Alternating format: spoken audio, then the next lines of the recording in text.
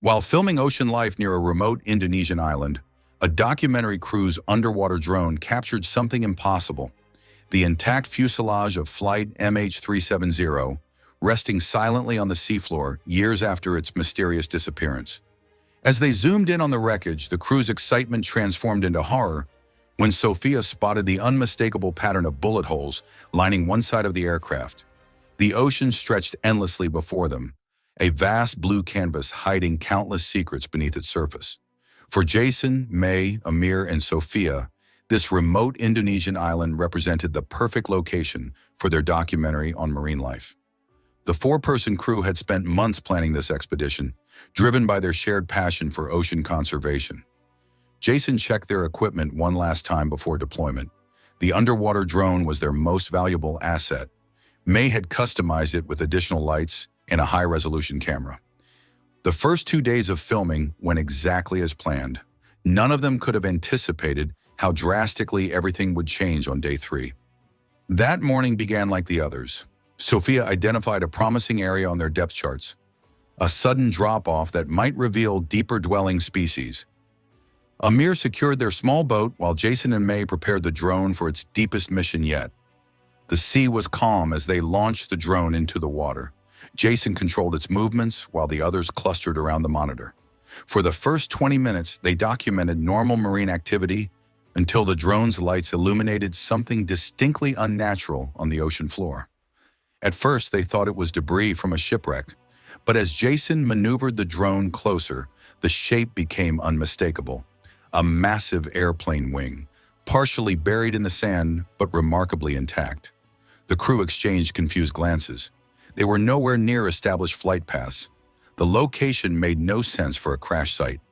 Jason guided the drone alongside the wing, following its length until they reached what appeared to be a largely intact fuselage. When the lights illuminated the side of the aircraft, May gasped.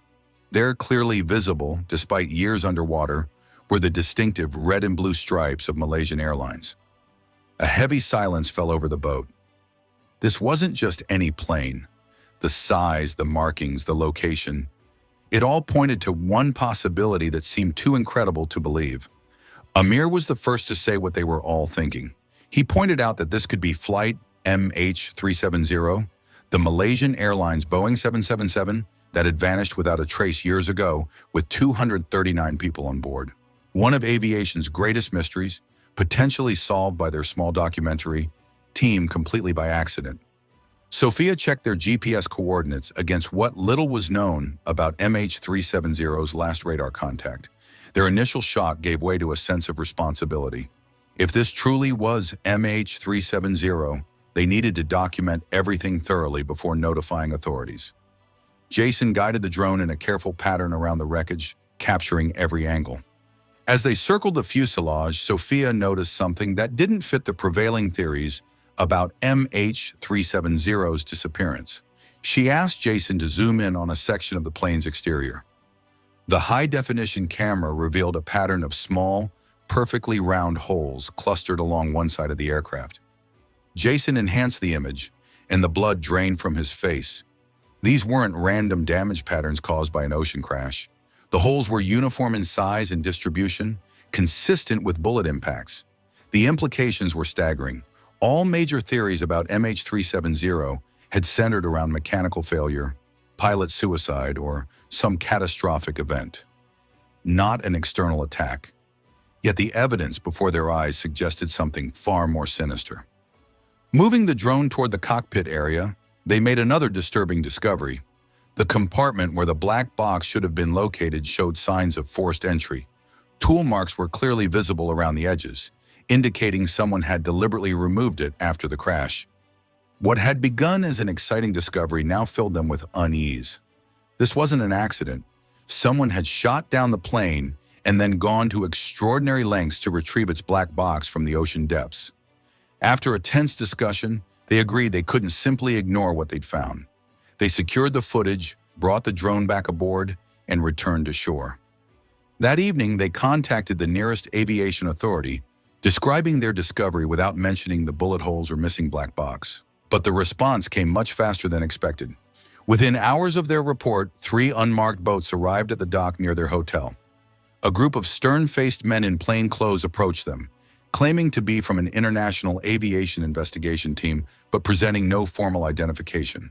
The men confiscated all their equipment, cameras, hard drives, the drone itself, citing international protocols for handling evidence related to aircraft disasters. They pressured the crew to sign non-disclosure agreements on the spot, documents that mentioned severe penalties, including jail time for sharing what they called false information. When Sophia questioned their authority, the apparent leader of the group smiled coldly and explained that they had mistakenly filmed a classified military training site, not a crashed airliner. The underwater structure, he insisted, was a submarine training apparatus.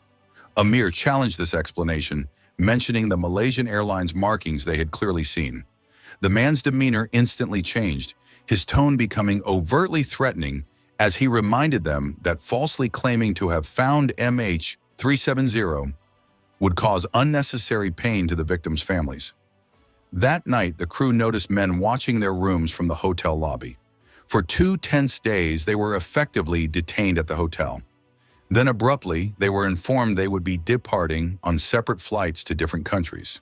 Before boarding, an agent quietly reminded each of them about the severe consequences of breaking their signed agreements. Back in their respective homes, strange occurrences began almost immediately. May discovered her computer had been remotely accessed, with certain files deleted. Amir suddenly lost a prestigious job opportunity despite his perfect qualifications.